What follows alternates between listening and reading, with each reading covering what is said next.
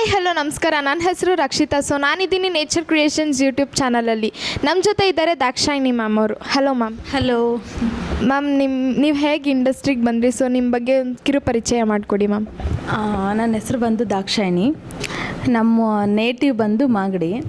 So ನಾನು second year BCom ಮಾಡಬೇಕಾದ್ರೆ ನನಗೆ ಆ್ಯಕ್ಟಿಂಗ್ ಮಾಡಬೇಕು ಅನ್ನೋ ಇಂಟ್ರೆಸ್ಟ್ ಬಂತು. ಓದಿನ ಕಡೆ ಸ್ವಲ್ಪ ಗಮನ ಕಮ್ಮಿ ಮಾಡಿ ಅಲ್ಲಿವರೆಗೂ ಚೆನ್ನಾಗಿ ಓದ್ತಾಯಿದ್ದೆ. ಸೊ ಆ್ಯಕ್ಟಿಂಗ್ ಕ್ಲಾಸು ಅದು ಇದು ಎಲ್ಲ ಮಾಡಿಕೊಂಡು ಸ್ವಲ್ಪ ಕಾಂಟ್ಯಾಕ್ಟ್ಸ್ ಅಲ್ಲಿ ಇಲ್ಲಿ ಆಯಿತು. ಒಂದು 4-5 ಸೀರಿಯಲ್ಸು ಮತ್ತು ಮೂವೀಸು ಎಲ್ಲ ಮಾಡಿದ್ದೀನಿ.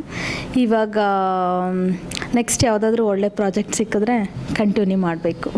ಸೊ ನೀವು ಸ್ಟಡೀಸ್ನ ಬಿಟ್ಬಿಟ್ಟು ಆ್ಯಕ್ಟಿಂಗ್ ಫೀಲ್ಡಿಗೆ ಬಂದ್ರಾ? ಸ್ಟಡೀಸ್ ಅಂದರೆ ಕಾನ್ಸಂಟ್ರೇಷನ್ ಕಮ್ಮಿ ಆಯಿತು. ಸ್ಟಡೀಸ್ ಬಿಟ್ಟಿಲ್ಲ, ಕಾನ್ಸಂಟ್ರೇಷನ್ ಕಮ್ಮಿ ಆಯಿತು. ಸ್ಟಡಿಗಿಂತ ಜಾಸ್ತಿ ಇಂಟ್ರೆಸ್ಟು ಈ ಕಡೆನೇ. ಯಾವುದಾದ್ರೂ ಆಡಿಷನ್ ಇದ್ದರೆ ಹೋಗೋದು. ಈಗ ಟೆಸ್ಟ್ ಇದ್ರೂ ಟೆಸ್ಟ್ ಇಂಪಾರ್ಟೆಂಟ್ ಅಲ್ಲ, ಆಡಿಷನ್ ಇಂಪಾರ್ಟೆಂಟ್. ಆ ಥರ ಎಜುಕೇಷನ್ಗಿಂತ ನಾನು ಇದಕ್ಕೆ ಇಂಪಾರ್ಟೆನ್ಸ್ ಕೊಟ್ಟಿರೋದ್ರಿಂದ ಸ್ವಲ್ಪ ದಿನ ಲೇಟ್ ಆದರೂ ಪರವಾಗಿಲ್ಲ, ಇದರಲ್ಲೇ ಏನಾದರೂ ಮಾಡೋಣ ಅಂತ. ಓಕೆ ಮ್ಯಾಮ್, ನೀವು ಯಾವ್ಯಾವ ಫಿಲಮ್ಸ್ ಮಾಡಿದ್ದೀರಾ ಅಂತ ಹೇಳ್ಬೋದಾ? ಫಸ್ಟ್ ಮಾಡಿದ್ದು ಒಂದು ಶಾರ್ಟ್ ಫಿಲಿಮ್ ಮಾಡಿದೆ. ಅದು ಟೈಟಲ್ ಇನ್ನೂ ಇಟ್ಟಿರಲಿಲ್ಲ. ಅದು ನಾನು ಫಸ್ಟು ಮೇಕಪ್ ಹಾಕಿದ್ದು ಶಾರ್ಟ್ ಫಿಲಿಮ್ಗೆ.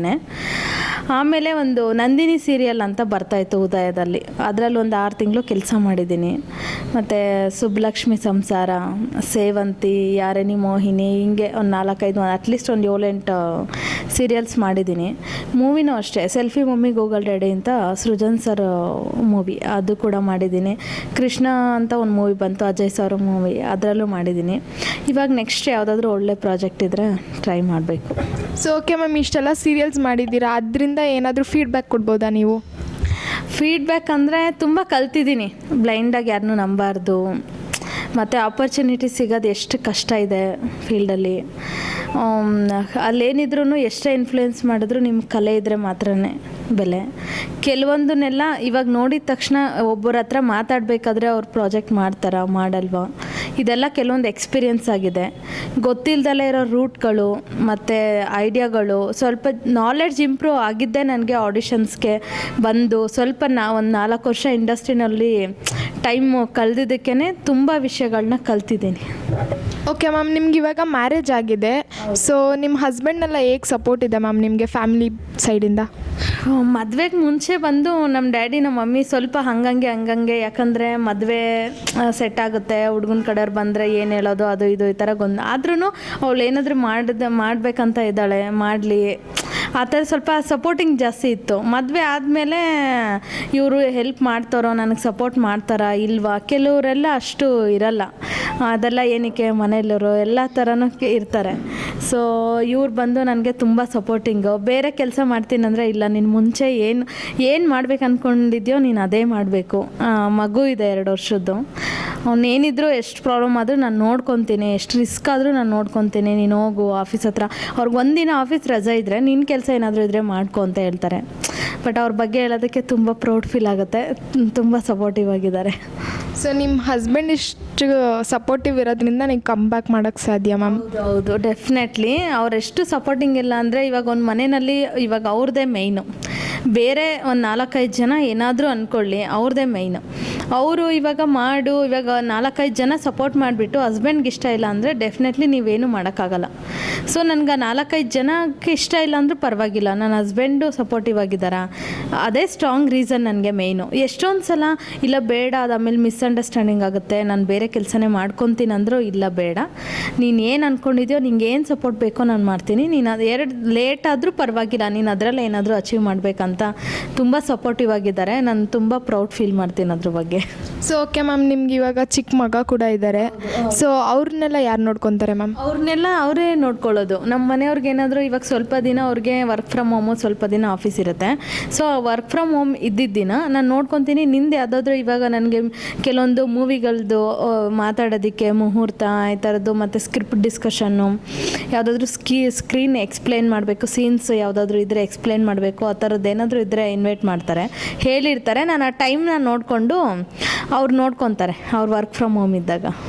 ಸೊ ವರ್ಕ್ನು ಹ್ಯಾಂಡಲ್ ಮಾಡಿಕೊಂಡು ಮಗುನೂ ಹ್ಯಾಂಡಲ್ ಮಾಡ್ತಾರೆ. ಮಾಡ್ತಾರೆ ಅಷ್ಟು ಸಪೋರ್ಟಿವ್ ಇಲ್ದಿರ ಇಲ್ಲಿವರೆಗೂ ನಾನು ಬರೋಕ್ಕಾಗ್ತಾ ಇರಲಿಲ್ಲ. ಸೊ ನಾನು ಅದೇ ಕೆಲಸ ಮಾಡ್ಕೊಂಡು ಇರಬೇಕಿತ್ತು. ನನ್ನ ಕೆಲಸ ಅವ್ರು ತೊಗೊತಾರೆ, ನಾನು ಎಲ್ಲಾದರೂ ಹೋಗ್ಬೇಕಂದ್ರೆ. ಅದು ನನಗೆ ತುಂಬ ಖುಷಿ ಇದೆ. ಅವ್ರ ಸಪೋರ್ಟ್ ಡೆಫಿನೆಟ್ಲಿ ನೀವು ಹೇಳಿದ್ದು ಕರೆಕ್ಟು. ಅವ್ರು ಸ್ಟ್ರಾಂಗ್ ಆಗಿರೋದಕ್ಕೆ ಹೆಲ್ಪ್ ಮಾಡ್ತಾ ಇರೋದಕ್ಕೇ. ಹೆಲ್ಪ್ ಅನ್ನೋದಕ್ಕಿಂತ ಸಪೋರ್ಟ್, ಬ್ಯಾಕ್ ಬೋನ್ ಅಷ್ಟೇ. ಯಾರೇನು ಹೇಳಿದ್ರು ನೀವು ಮಾಡಬೇಕು, ನಂಬಲ್ಲ, ಅವಳೇನು ಇಷ್ಟ ಇದೆ ಮಾಡಲಿ. ಇವಾಗ ನಮ್ಮ ಪೇರೆಂಟ್ಸ್ ಕೂಡ ನಿನ್ನ ಮದುವೆ ಆಗಿಬಿಟ್ಟಿದೆ ಏನಕ್ಕೆ ಬೇಡ ಬಿಡು ಅನ್ನೋ ಥರ ಇದ್ದಾರೆ.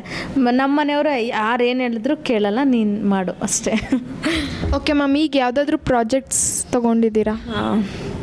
ಅದ್ರ ಬಗ್ಗೆ ಹೇಳೋದಾದರೆ ಮಾತಾಡ್ತಾ ಇದ್ದೀನಿ. ನಾನೇನಂದರೆ 2 years ಗ್ಯಾಪ್ ತೊಗೊಂಡಿದ್ದೆ. ಸೊ ಬ್ರೇಕಲ್ಲಿ ಇದ್ದಿದ್ದರಿಂದ ನೋಡೋಣ ಅಂದ್ಕೊಂಡು ಕಾಂಟ್ಯಾಕ್ಟ್ಸ್ ಎಲ್ಲ ಇದೆ ನನ್ನ ಹತ್ರ.